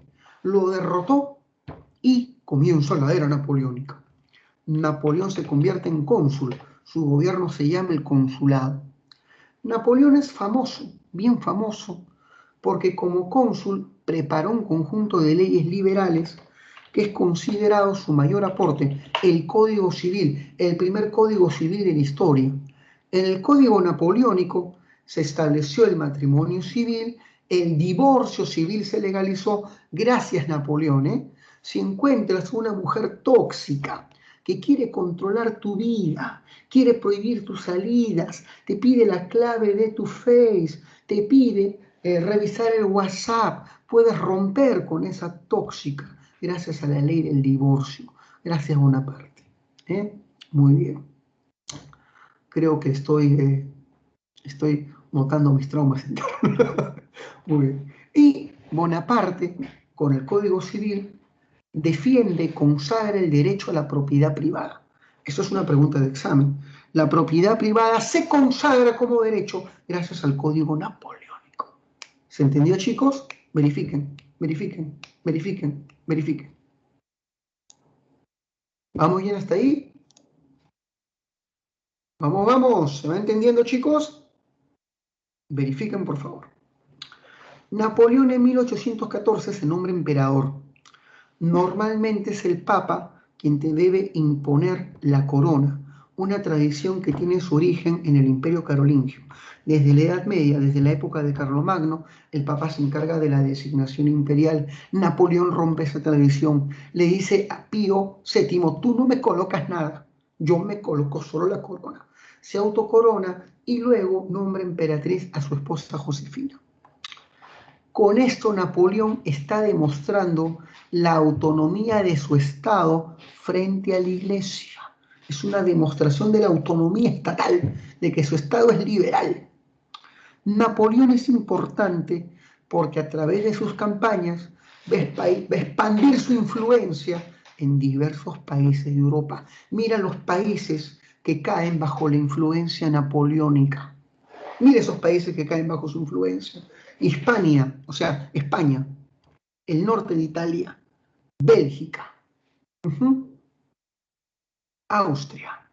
Todos esos países caen bajo influencia de Napoleón. Claro que sí. Napoleón es famoso porque a través de sus campañas comienza la propagación, la expansión del modelo liberal. Esa puede ser una buena pregunta de examen. ¿Por qué es importante Napoleón? Por la propagación del modelo liberal por Europa. La mayor victoria de Bonaparte, ya como emperador, fue la batalla de Austerlitz. En esta batalla derrotó al ejército austriaco y ruso. En esta batalla Napoleón vence a su ejército, a la tercera coalición, obteniendo la hegemonía continental. Francia obtiene la hegemonía militar en el continente tras la batalla de Austerlitz. Pero hay un país al que no puede tocar porque está protegido por los mares, Gran Bretaña, que es una isla. ¿Cómo invadirla? No se puede, su flota es invencible. Así que Napoleón procede al decreto de Berlín. Con el decreto de Berlín, Bonaparte proclama el bloqueo continental contra Gran Bretaña, es decir, se va a establecer la prohibición del comercio con Gran Bretaña bajo amenaza de invasión francesa. Si es que tú te atreves a comercializar con el Imperio Británico, prepárate porque te vamos a invadir. Pero hay un país bien macho como yo que dijo, no acepto ningún tipo de prohibicionismo. Portugal. Portugal restableció sus relaciones comerciales con Gran Bretaña y Napoleón procedió a invadirla. Pero para invadir Portugal se tiene que atravesar España y Napoleón llegó a un acuerdo con el rey de España, Carlos IV. El acuerdo sería que España permitiría un paso a las tropas francesas para la invasión de Portugal a cambio de territorios. De esa invasión napoleónica a la península ibérica vamos a hablar de manera más detallada en el curso de Historia del Perú. Ahí tengo que hablar de Fernando VII, tengo que hablar de Pepe Botellas, de las juntas de gobierno, de las Cortes de Cádiz. Así que este tema lo dejamos en paréntesis y lo reservamos de manera más específica para Historia del Perú. Invasión napoleónica a la península ibérica. Pero el mayor desastre de Napoleón fue la campaña rusa, sin duda alguna. Los rusos van a iniciar una guerra contra Francia. Y Francia padecerá en Rusia por 3 factores. Primero, el país más grande del mundo, pues tú no puedes arrinconar al ejército ruso nunca. Es muy grande el país. Segundo, los rusos practicaron una estrategia de desgaste contra Francia, la estrategia de tierra arrasada. Los rusos destruían sus propias ciudades, sus propios poblados eran destruidos, quemaban sus campos, sacrificaban su ganado, quemaban su infraestructura con tal de que el ejército francés no tenga refugio ni recursos, matarlos de hambre en tu país. Es una técnica muy radical de autosacrificio del país antes que permitir una invasión extranjera, solamente para los países más nacionalistas y patriotas. Muy bien. Y debes saber que finalmente el factor que derrotó a Napoleón fue el factor climático. El invierno ruso lo atrapó con menos 35 grados bajo cero. Por Dios, esa temperatura te mueres de hipotermia. La sangre no llega al cerebro, las piernas se descalcifican, caminas y tus piernas se parten como cañitas. Fue un infierno. Sí, Camila. Frío, fría como ella. Muy bien. Finalmente, Bonaparte regresó derrotado y fue vencido por la sexta coalición en la batalla de Leipzig. Fue vencido, fue obligado a abdicar y fue enviado a la isla de Elba, una isla italiana donde Napoleón se quedará un tiempo. Los países que han vencido a Napoleón, aquí está, son 4. Vamos a recordar. La memotecnia es GRAP. Lo escribí mal. GRAP. Gran Bretaña, Rusia, Austria y Prusia. Repito, Gran Bretaña, Rusia, Austria y Prusia. Y estos países han decidido reunirse en un congreso, mira este congreso, y en este congreso van a decidir repartirse los territorios del Imperio francés y van a decidir restaurar las monarquías. En Francia se restauró la monarquía y el poder lo tomó Luis XVIII. Con ello regresaron los Borbones a Francia. Este gordito es Luis XVIII. Ya con esto regresaron los Borbones. Comenzó la restauración europea. Pero Bonaparte no se resigna, se escapa de la isla de Elba, forma un ejército e invade Francia para derrotar al restaurado Luis XVIII y lo derrota.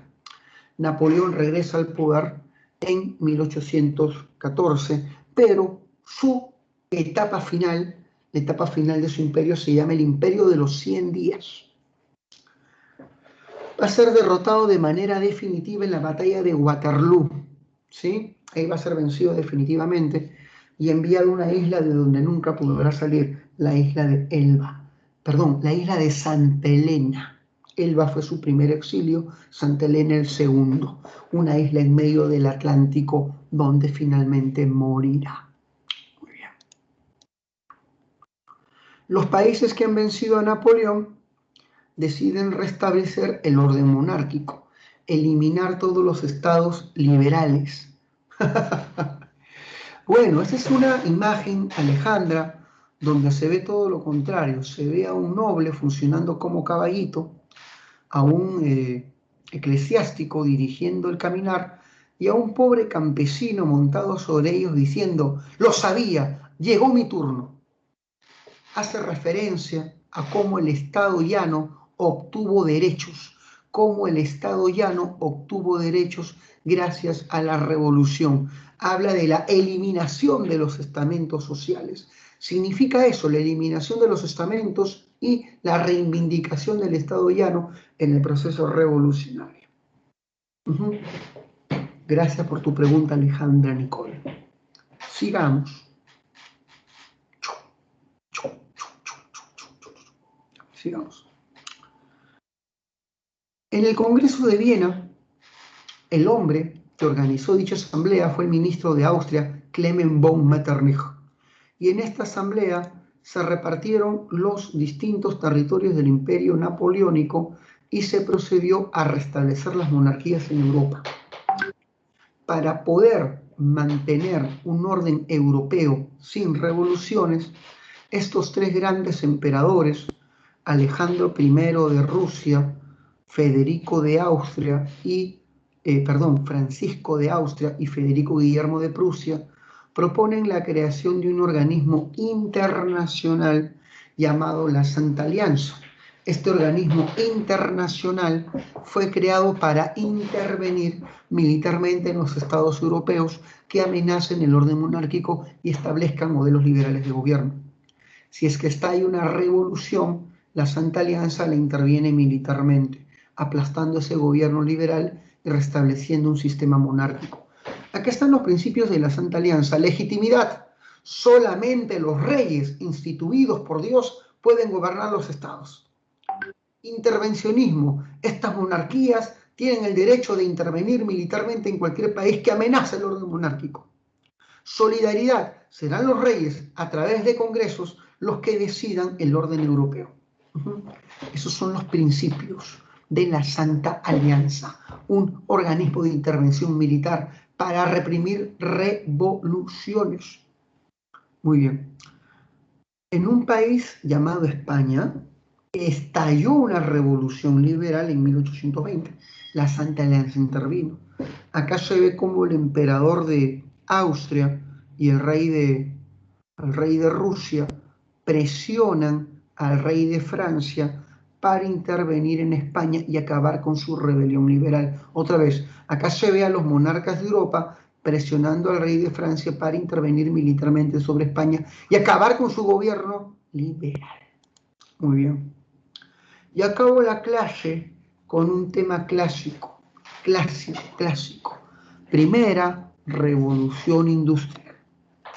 La revolución industrial se inicia en el siglo XVIII hasta inicios del XIX. Empezó en Inglaterra, sí, en Gran Bretaña. Su cuna es Manchester. Esta famosa revolución implicó una serie de transformaciones tecnológicas, económicas, sociales y culturales. ¿Por qué decimos que la revolución industrial empezó como una revolución tecnológica? Sí, porque implicó la aparición de nueva maquinaria. Y la maquinaria que significó una revolución total fue la máquina de vapor, inventada por James Watt. Claro, Inglaterra forma parte de Gran Bretaña. Gran Bretaña es la unión de tres monarquías, de Inglaterra, Escocia y Gales. Inglaterra forma parte de Gran Bretaña. Si a estos tres le metes Irlanda, tienes Reino Unido, ¿ya? Muy bien. Sigamos. Bueno, la máquina que impulsó todo fue la máquina de vapor, que funcionaba con la presión del vapor, que metido a una válvula, movía un pistón, generaba movimiento y esto era energía. Es un motor termodinámico, la máquina de vapor. Gracias a esta máquina, la producción y la economía se transforman, naciendo la producción mecanizada. Esta producción ya no se realiza en talleres, sino en fábricas. En esta producción mecanizada, el operario de la maquinaria se llama el proletariado, surge el obrero. La producción ya no es lenta, se hace acelerada, comienza la producción en serie y el trabajo se especializa. El obrero comienza a especializarse en una tarea específica de la obra. Ya no participa de todo el proceso como el artesano, sino que se especializa en una tarea específica de la obra. Comienza la especialización del trabajo. El obrero proletariado es un nuevo grupo social caracterizado por,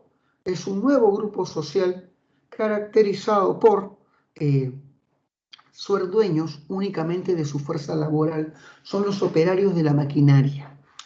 Debes saber que los obreros comenzarán a realizar una serie de prácticas propias de su grupo, como la formación de sindicatos, huelgas, y comienzan el movimiento obrero. Ya está. Y este movimiento obrero buscará ideologías que impulsen su lucha, surgiendo el socialismo. Así que esta revolución no solo transformó la tecnología, transformó la producción, transformó la sociedad al crear un nuevo grupo social, el proletariado, transformó culturalmente a la población al surgir ideologías de lucha como el socialismo. ¿Por qué Gran Bretaña es la cuna de esta revolución? Primero, por su estabilidad. El país era el más estable gracias a un sistema de gobierno que se ha mantenido por mucho tiempo en el país. La monarquía parlamentaria, donde el rey reina, pero no gobierna. Es tan estable que nació en el siglo XVII y se mantiene hasta ahora. Gran Bretaña sigue con su reina, ¿verdad? Isabel II. Hasta ahorita sigue este sistema de gobierno, donde el poder lo tiene el Parlamento y sus ministros. El Parlamento, dominado por la burguesía, promueve leyes a favor del comercio y de la industria, una economía de libre mercado. Sí, su monarquía parlamentaria combinada con su economía de libre mercado, que crean leyes que respetan la inversión y la propiedad, promueven la inversión, mucha inversión, baja tributación, leyes que respetan la propiedad, libre mercado. Pues la gente invierte, la gente dice, acá mi plata está segura, a invertir, ahí está la riqueza de un país. Promueve la inversión, por Dios, no la ahuyentes, promuévela. Muy bien. Por otro lado, tienes que saber que una de las primeras áreas de inversión fue la agricultura. Se forman grandes latifundios. La tierra fue pasada de los campesinos pobres. Habían propiedades comunales que no producían nada. Un montón de tierra para las comunidades campesinas que no producían nada. ¿Qué hizo el Parlamento inglés? Bueno, busquemos la producción. Privatización. Impulsó la privatización. La tierra fue concentrada por un pequeño grupo de inversionistas que tenían plata y maquinaria y ¡plum!, comenzó la producción a gran escala. Se impulsó un nuevo sistema de cultivo llamado el sistema Norfolk. La tierra se parte en 4 y se introduce un cultivo que lo cambia todo, el trébol. Chicos, ¿para qué sirve el trébol? No me digas que para la suerte, para matar al duende. No, el trébol es forraje para el ganado. Cuando el trébol se introdujo, la producción ganadera se disparó. Estos latifundios privatizados producían mucho alimento que jamás los campesinos iban a poder producir. Por eso es que si tú quieres mejorar la economía de un país, sobre todo es para el sector que tenga recursos y capitales. Y la población, ¿cómo se beneficia? Con los bajos precios, ¿no? Se produjo mucho alimento de estos grandes inversionistas. Y cuando se produce mucho, ¿qué pasa con los precios? Bajan. Y ahí el campesino se favorece con productos baratos. Pregunto, ¿y cuando los precios bajan, las condiciones de vida mejoran? ¿Qué pasa con la población cuando las condiciones de vida mejoran? Digan, chicos, ¿qué pasa con la población cuando la vida es mejor? ¿Decae o crece? Escriban, por favor, para ver si me están siguiendo. Aumenta. Gran Bretaña pasa de 6 a casi 18 millones. Y a más población, más demanda, más oferta. Demanda y oferta incrementada. Se revitaliza el mercado interno. Y cuando hay mercado interno, esto favorece el comercio, esto favorece la industria. Así se desarrolla un país, ¿ya? Con economías de libre mercado. Es lo que funciona. Muy bien.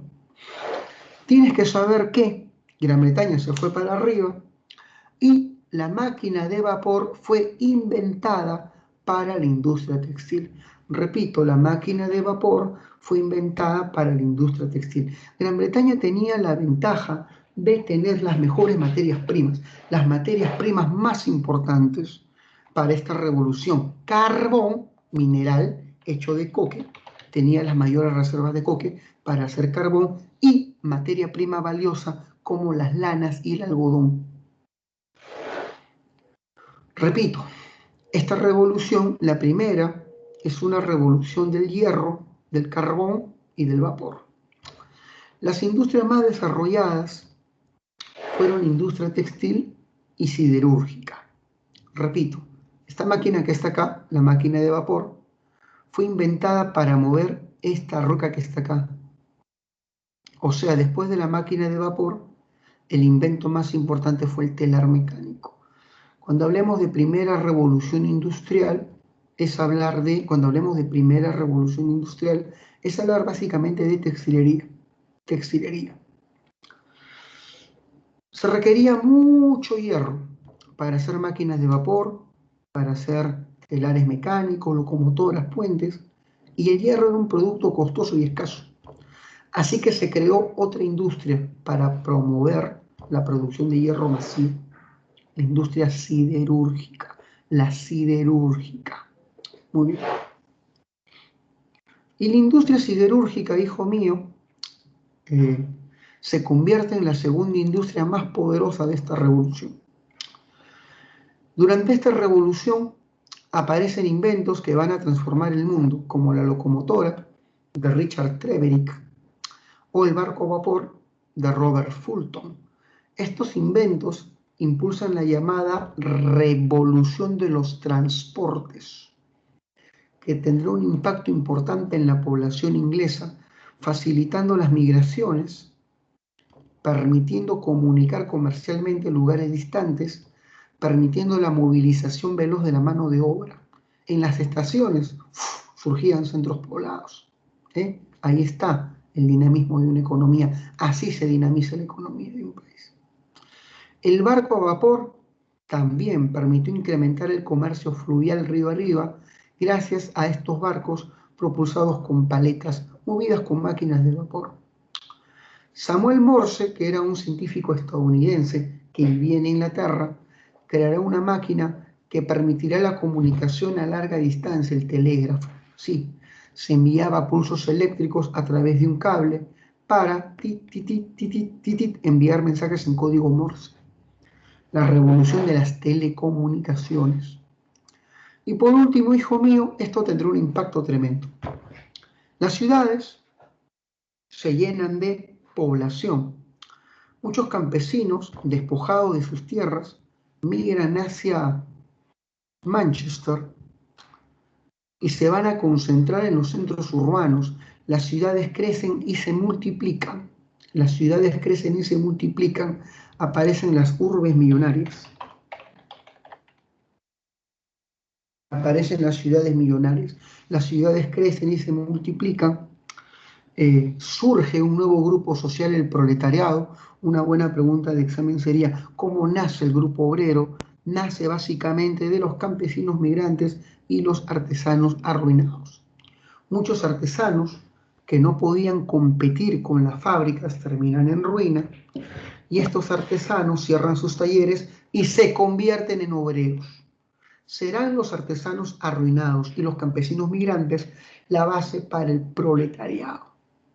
Y el proletariado al comienzo fue explotado de manera brutal, ¿sí? Horarios laborales de 16 horas.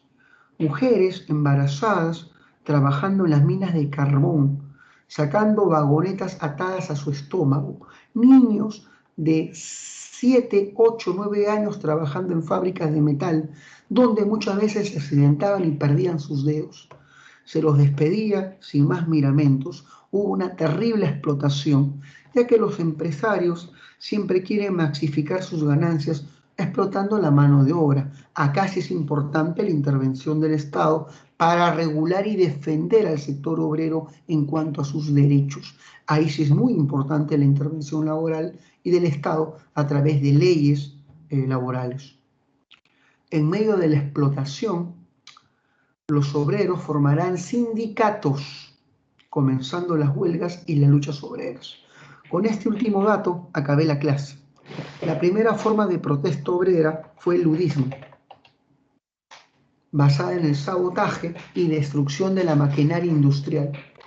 Fue impulsada por un obrero llamado Ned Ludd, frustrado porque en las fábricas de Manchester se trajo una máquina que podía hacer el trabajo de 40 personas. Por culpa de esa máquina, los salarios se redujeron y los horarios laborales se incrementaron, quitando trabajo a la gente. Él destruyó esta máquina. Su medida fue replicada en distintos lugares, destruyendo maquinaria, culpándola de la pobreza, la falta de trabajo y la explotación del sector obrero. El ludismo fue la primera forma de lucha social basada en el sabotaje industrial. Chicos, acabé la clase. Qué bestia, ¿eh? Qué bestia. Voy a dictar las claves. ¿Alguna pregunta en esta última parte de la clase, chicos? ¿Alguna pregunta? Entonces marquemos, ¿eh? Chicos sanmarquinos, nos vemos la siguiente semana. A ver, 1 es casa, 2 es dedo,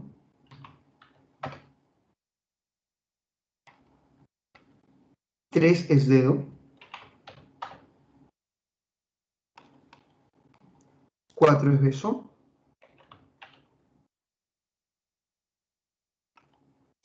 y 5 es avión. Ahí están tus claves, ¿eh? Muy bien, chicos. ¿Todo claro? Pregunto. Gracias, Diego. ¿Todo claro? Pregunto. ¿No tienes alguna duda? ¿Algún deseo de que... Todo claro. Excelente. Bueno, nos estamos viendo, chicos. Nos vemos la otra semana. Esperemos que así como un jueves fuimos felices con la victoria contra Chile, este jueves tengamos el milagro contra Argentina en Buenos Aires, que es una máquina, ¿eh? Argentina está jugando de memoria, es una máquina Argentina. Esperemos el milagro. Ya renegué mucho renegué ayer con ese gol a los 81.